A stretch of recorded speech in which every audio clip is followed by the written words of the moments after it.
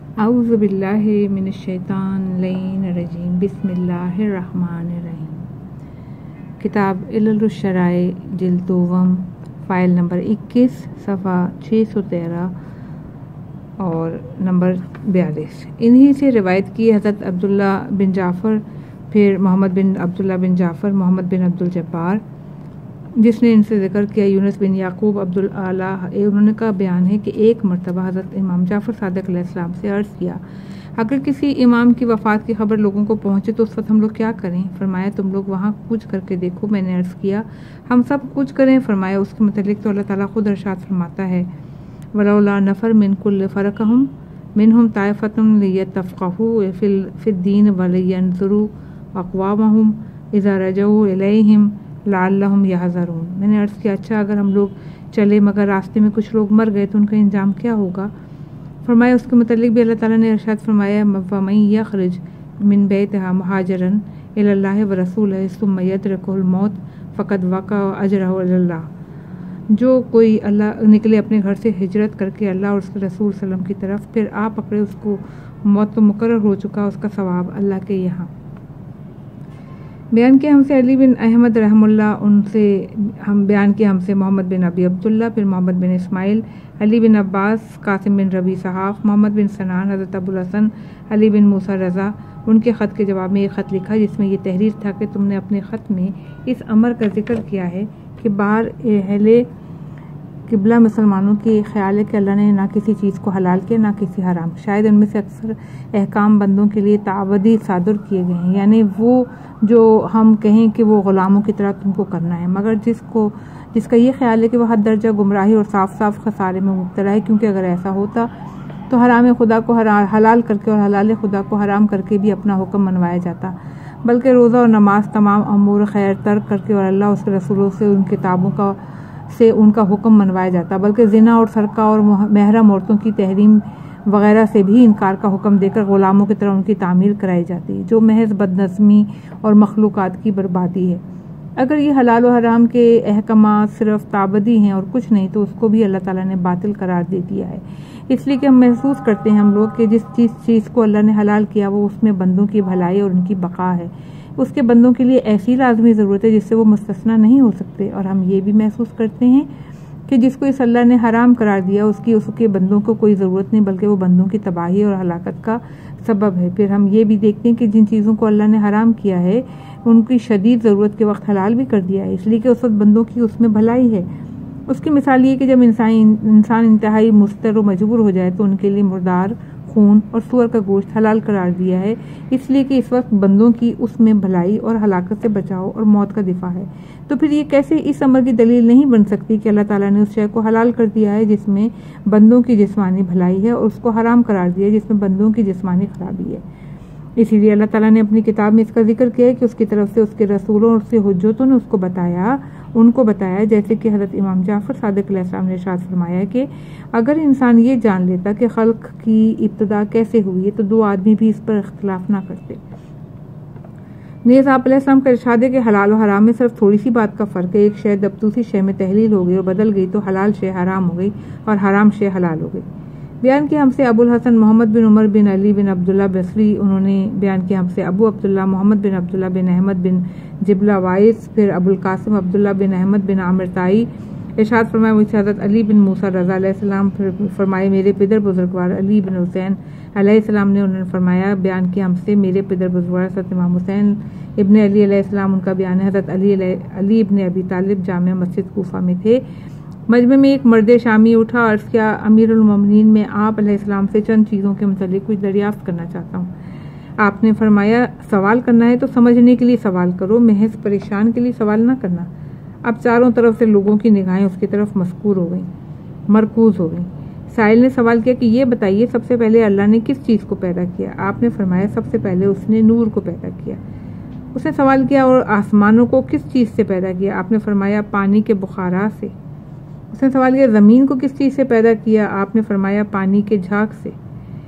اس نے سوال کیا پہاڑ کس چیز سے پیدا کیے؟ آپ نے فرمایا موجوں سے۔ اس نے سوال کیا مکہ کا نام ام القریٰ کیوں رکھا گیا؟ آپ علیہ السلام نے فرمایا اس لیے کہ زمین اس کے نیچے سے بچھائی گئی تھی۔ اس نے سوال کیا یہ دنیاوی آسمان کس چیز سے بنا ہے؟ آپ نے فرمایا اندھی اور بے نور موجوں سے۔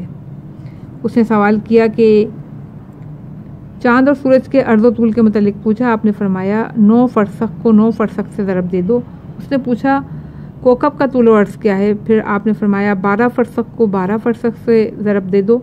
اس نے 7ویں آسمان کے رنگ اور ان کے نام دریافت کیے تو آپ نے فرمایا پہلے آسمان کا نام رفیع ہے، اس کا رنگ پانی اور دھوئیں کے مانند ہے۔ دوسرے آسمان کا نام کیدوم ہے، اس کا رنگ تانبے کے مانند ہے۔ تیسرے آسمان کا نام مادون ہے، اس کا رنگ پیتل کے مانند ہے۔ چوتھے آسمان کا نام ارفلون ہے، اس کا رنگ چاندی کے مانند ہے۔ 5ویں آسمان کا نام ہیعون ہے، اس کا رنگ سونے کے مانند ہے۔ 6ٹھے آسمان کا نام عروس ہے، اس کا رنگ یاقوت سبز کے مانند ہے۔ 7ویں آسمان کا نام اجما ہے، اس کا رنگ سفید موتی کے مانند ہے۔ پھر آپ نے فرمایا بیل ہمیشہ نیچے نگاہ پھر اس نے کہا کہ بیل ہمیشہ نگاہیں نیچے کیوں رکھے رکھتا ہے، اپنا سر اوپر کیوں نہیں اٹھاتا؟ آپ نے فرمایا وہ اللہ سے شرمندہ ہے، جب سے موسیٰ کی قوم نے گیو سالہ کی پرستش کی اس نے اپنا سر جھکا لیا ہے۔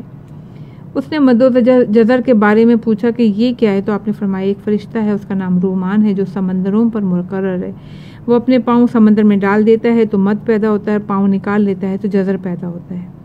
اس نے جنوں کے باپ کا نام پوچھا، آپ نے فرمایا اس کا نام شومان ہے، وہ آگ کے شعلوں سے پیدا ہوا ہے۔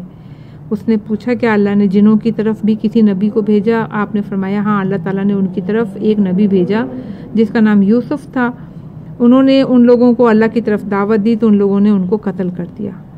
اس نے ابلیس کے متعلق پوچھا کہ اس کا نام کیا تھا؟ آپ نے فرمایا اس کا نام حارث تھا۔ اس نے پوچھا آدم کا نام آدم کیوں رکھا گیا؟ آپ نے فرمایا اس لیے کہ وہ عدیم الارض یعنی سطح زمین کی مٹی سے پیدا ہوئے۔ اس نے پوچھا لڑکے کو 2 لڑکیوں کے برابر میراث کیوں ملتی ہے؟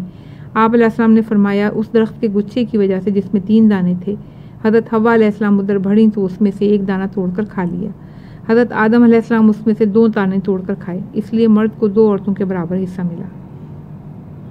اس نے پوچھا اللہ تعالیٰ نے انبیاء میں سے کس کس کو مختون یعنی ختنہ شدہ پیدا کیا؟ آپ نے فرمایا اللہ نے حضرت آدم علیہ السلام کو مختون خلق کیا، پھر حضرت شیس و حضرت ادریس و حضرت نوح، ابراہیم، سلیمان، لوط، اسماعیل و عیسیٰ و موسیٰ علیہ السلام و حضرت مصطفیٰ صلی اللہ علیہ وسلم سب کے سب مختون پیدا ہوئے۔ اس نے پوچھا حضرت آدم علیہ السلام کی عمر کتنی ہوئی؟ آپ نے فرمایا 930 سال۔ اس نے پوچھا سب سے پہلے شعر کس نے کہا؟ آپ نے فرمایا حضرت آدم علیہ السلام نے۔ اس نے پوچھا ان کا شعر کیا تھا؟ آپ علیہ السلام نے فرمایا حضرت آدم علیہ السلام زمین پہ اترے تو اس کی مٹی، اس کی وسعت، اس کی فضا دیکھی اور قابیل نے حابیل کو قتل کر دیا تو حضرت آدم علیہ السلام نے یہ اشعار کہے تھے تغیرات البلاد ومن علیہا فوجہ الارض مغبر کبیح تغیر کل ذی لون و طعام وکل بشاشۃ الوجہ الملیح۔ ترجمہ یہ ہے کہ زمین اور اس کے ساکنین بدل گئے، اب زمین کا چہرہ غبار آلود اور کبھی ہو گیا، یہاں تو ہر رنگدار اور مزیدار شے بدل گئی اور خوبصورت چہروں کی بشاشت میں کمی آ گئی۔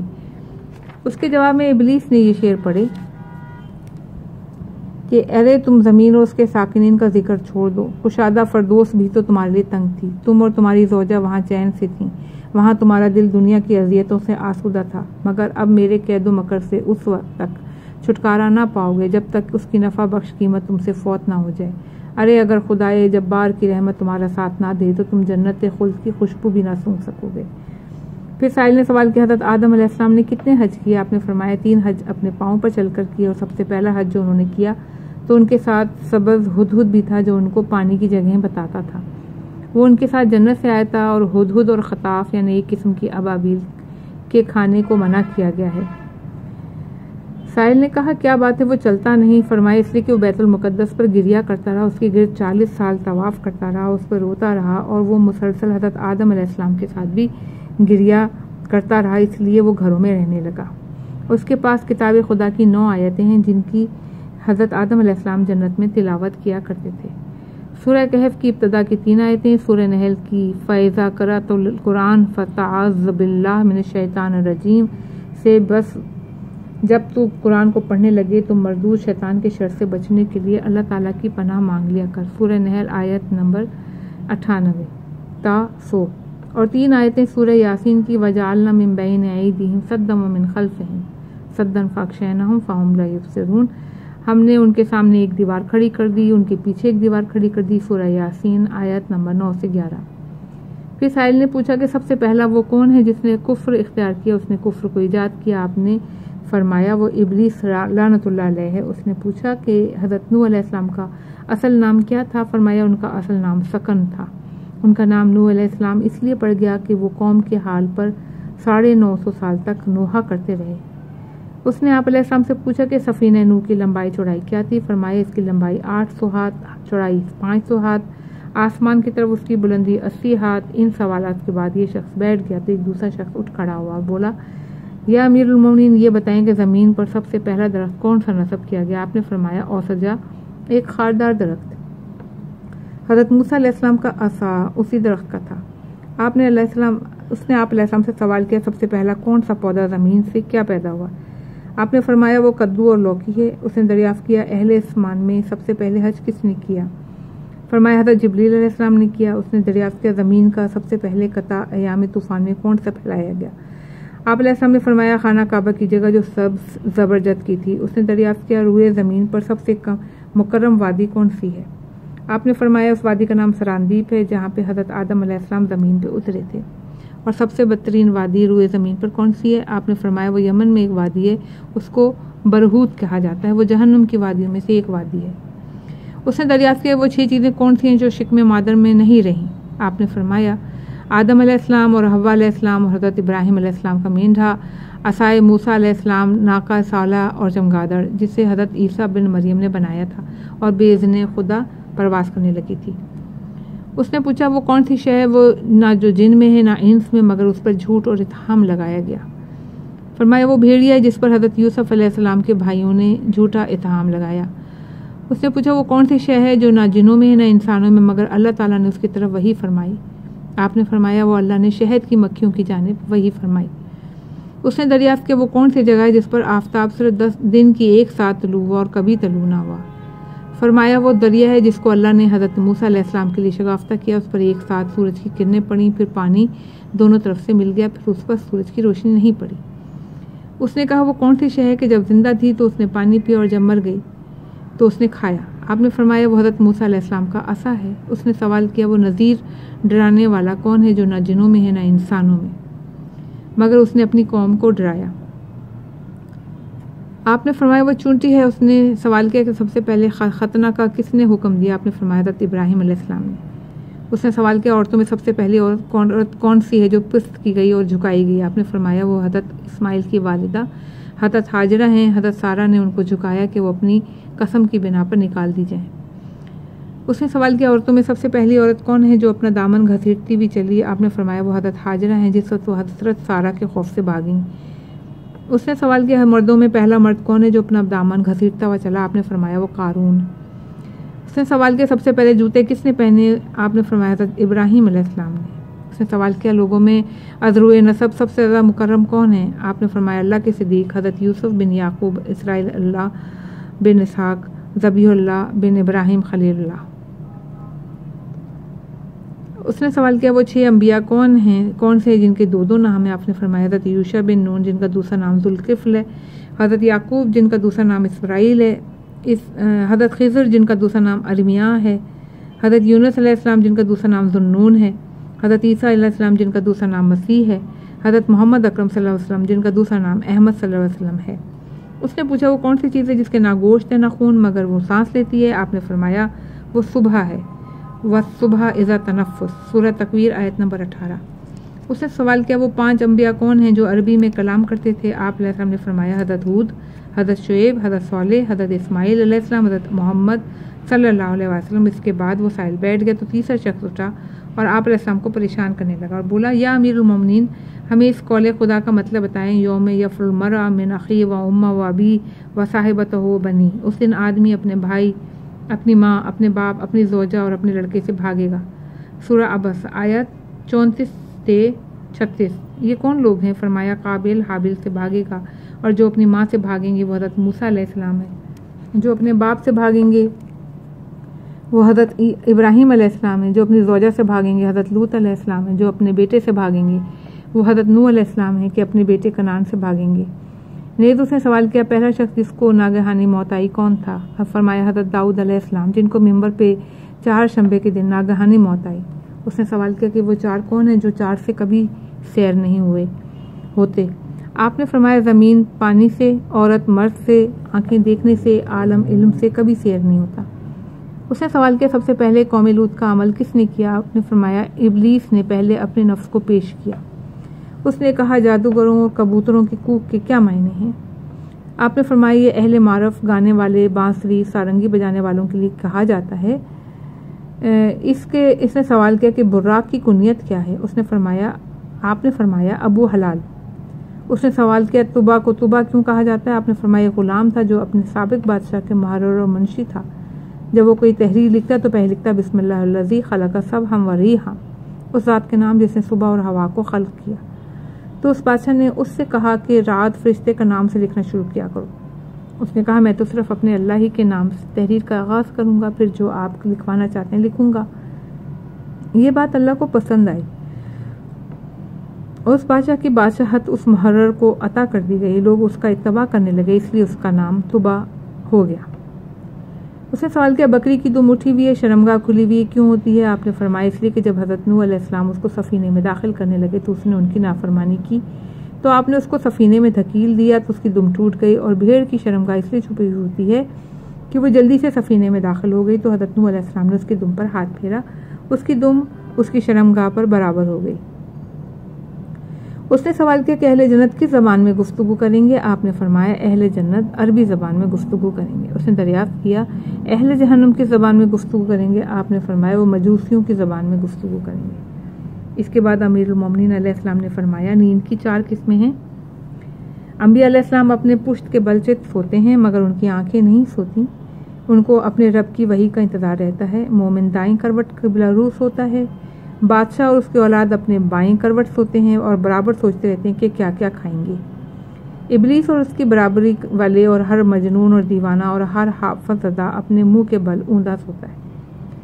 اس کے بعد چوتھا شخص کھڑا ہوا، بولا یا امیر المومنین مجھے اس چہار شنبے کے متعلق بتائیں جس کو ہم لوگ برا اور گراں سمجھتے ہیں، وہ کون سا چہار شنبہ ہے؟ آپ نے فرمایا ہر ماہ کا آخری چہار شنبہ جبکہ محاق میں ہو، یعنی مہینے کے آخری 3 دنوں میں ہو۔ اس میں قابل نے اپنے بھائی کو حابل کو قتل کیا۔ چہار شنبہ کے دن حضرت ابراہیم آگ میں ڈالے گئے۔ چہار شنبہ کے دن لوگوں نے ان کو منجنیق میں رکھا۔ چہار شنبے کے دن اللہ نے فرعون کو غرق کیا۔ چہار شنبہ کو اللہ نے قوم عاد پر آندھی کو مسلط کیا۔ چہار شنبے کے دن اللہ نے زمین کا ایک طبقہ اوپر کا نیچے اور نیچے کا اوپر کر دیا۔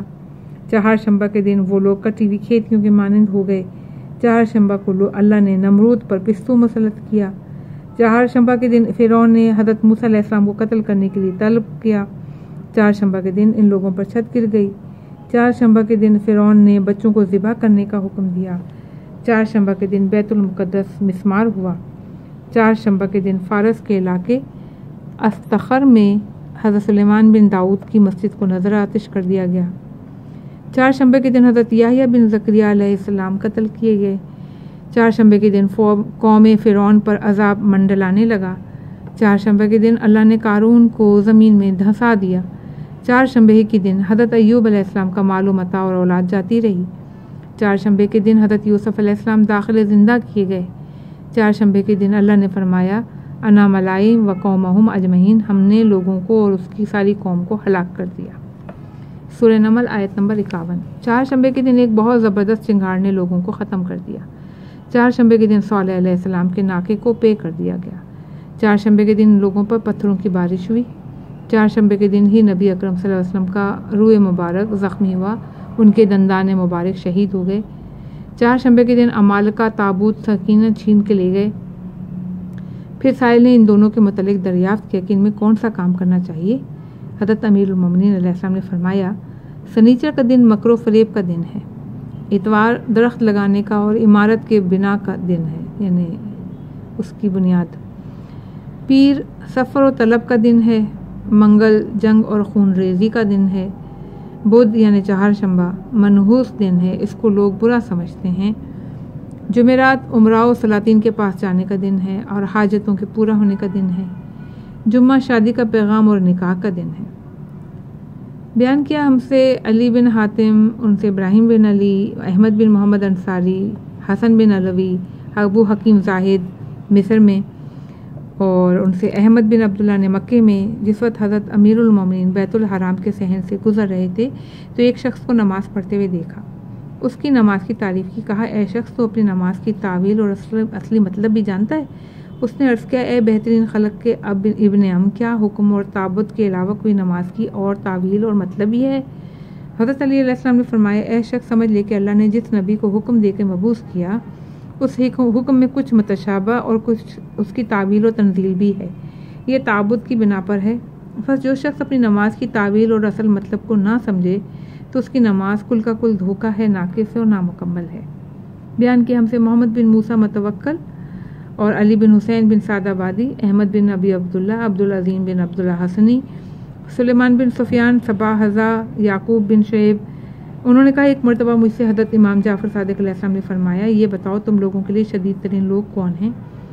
میں نے عرض کیا تمام لوگ ہیں. آپ علیہ السلام نے اپنے سوال کا اعادہ کیا تو پھر میں نے وہی کہا کہ تمام لوگ. آپ نے فرمایا تمہیں معلوم ہے ایسا کیوں ہے؟ میں نے عرض کیا مجھے نہیں معلوم. فرمایا ابلیس نے لوگوں کو پکارا، انہوں نے اس کی اوپر لبیک کہا. اس نے لوگوں کو حکم دیا کہ ان لوگوں نے اس کی اطاعت کی. اس نے تم لوگوں کو پکارا مگر تم نے اس کی پکار پر لبیک نہیں کہا. تم لوگوں کو اس نے حکم دیا کہ تم لوگوں نے اس کی اطاعت نہیں کی ہے، اس لیے اس نے تم لوگوں کے خلاف سب لوگوں کو ابھارا ہے. بیان کیا ہم سے محمد بن موسیٰ بن متوکل، علی بن حسین سعد آبادی، احمد بن ابی عبداللہ برقی، عبدالحلیم عظیم بن عبداللہ حسنی، محمد بن عمر بن یزید، حماد بن عثمان، عمر بن یزید. حضرت امام جعفر صادق علیہ السلام نے ارشاد فرمایا ایک مرتبہ ایک بدوی دیہاتی عورت نبی اکرم کے پاس آئی. اس کے ساتھ اس کے 2 بیٹے تھے. اس کو ایک کو گود میں اٹھائے ہوئے تھی، دوسرا پاؤں چل رہا تھا. حضرت صلی اللہ علیہ وسلم نے اسے ایک روٹی دے دی اور اس نے روٹی کے 2 ٹکڑے کیے، ایک اور آدھا دوسرے کو دے دیا. حضرت صلی اللہ علیہ وسلم نے فرمایا یہ بچوں والی عورتیں بڑی مہربان اور رحم دل ہوتی ہیں. اگر ان میں لہو و لعاب کی کثرت نہ ہو تو ان میں جتنی نماز گزار ہیں وہ جنت میں جائیں گی. انہی اسناد کے ساتھ روایت کی گئی عبدالعظیم بن عبداللہ حسنی. انہوں نے حرب سے، انہوں نے بنی اسد کے ایک بزرگ سے جن کا نام عمرو تھا، انہوں نے زری سے، انہوں نے ابی عبداللہ سے روایت کی کہ ہم لوگوں کا ایک اونٹ بیمار ہو گیا. اس وقت ہم لوگ بنی سلیم کے تالاب پر تھے تو ایک غلام نے کہا اے آقا اس کو یہیں نہر کر دوں. ان کا نہیں، مگر جب ہم وہاں سے چل کر اور 4 میل آگے بڑھے تو انہوں نے فرمایا اے غلام اتر پڑو اور اس کو نہر کر دو، اس لیے کہ اس کو گوشت درندوں کا کھانا میرے نزدیک زیادہ پسندیدہ ہے، یہ بنسبت اس کے کہ اس کو یہ دیہات کے کافر اعراب کھائیں. انہی اسناد کے ساتھ عبدالعظیم بن عبداللہ حسنی سے روایت کی گئی کہ ابن ابی عمیر سے، پھر عبداللہ بن فضل، اپنے ماموں محمد بن سلیمان، انہوں نے ایک شخص، پھر محمد بن علی، پھر محمد بن مسلم، اے محمد بن مسلم تم لوگ اپنی طرف سے لوگوں کو دھوکے میں نہ رکھو، اس لیے کہ اس کے ذمہ دار تم لوگ ہوگے، وہ لوگ نہ ہوں گے، اور تم اپنے دن اس طرح نہیں گزارتے سکتے، اس لیے کہ تمہارے ساتھ وہ بھی ہے جو اس کا شمار رکھتا ہے، اور کسی نیکی کو جو تم کر رہے ہو اسے چھوٹا نہ سمجھو، اگرچہ تمہیں دیکھنے میں اچھی نہیں لگتی مگر وہ تم نیکی کر گزرو، اس لیے کہ پرانے گناہ جو سرزد ہوئے ہیں اس کے پیش نظر یہ چھوٹی چھوٹی نیکیوں سے زیادہ سہل الحصول ہے، اس سے زیادہ ضرورت اور کسی چیز کی نہ ہوگی. انہی اسناد کے ساتھ روایت کی گئی ہے عبدالعظیم بن عبداللہ حسنی، حسن بن عبام شیبان سے، انہوں نے جابر سے، حضرت امام جعفر صادق علیہ السلام سے. آپ علیہ السلام نے فرمایا کہ ایک مرتبہ رسول اللہ صلی اللہ علیہ وسلم ان لوگوں کے پاس آئے جو چاہے زمزم سے ڈھول کھینچ رہے تھے.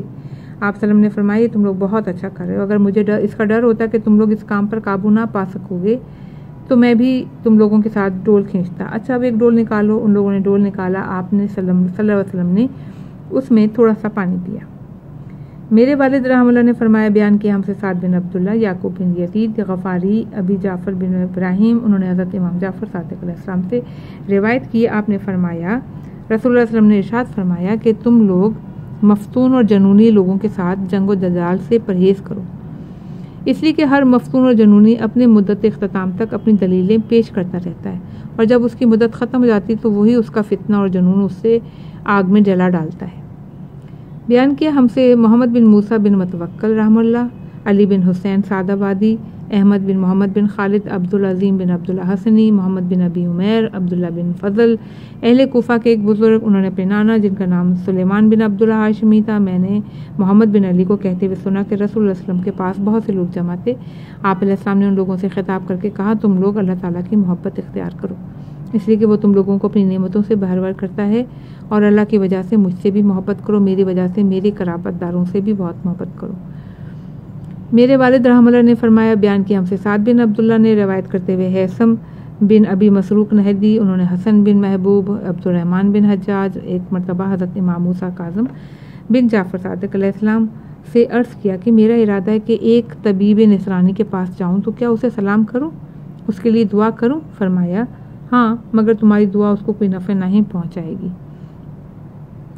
میرے والد رحمہ اللہ نے فرمایا کہ بیان کیا ہم سے محمد بن یحییٰ عطار، محمد بن احمد، محمد بن عیسیٰ، علی بن حسین بن جعفر صبی اپنے والد، پھر بعض بزرگوں سے روایت کی، انہوں نے کہا اللہ تعالیٰ نے حضرت موسیٰ علیہ السلام کی طرف وحی فرمائی کہ اے موسیٰ، میں اپنی عزت و جلال کی قسم کھا کر کہتا ہوں کہ جس شخص کو تم نے قتل کیا، اگر وہ ایک چشم زدن کے لیے بھی اس کا اقرار کرتا کہ میں اس کا خالق و رازق ہوں تو میں تمہیں عذاب کا مزہ چکھاتا، مگر میں نے تم کو صرف اس لیے معاف کر دیا کہ اس نے میری خالقیت اور رزاقیت کا یک چشم زدن کے لیے بھی اقرار نہیں کیا تھا۔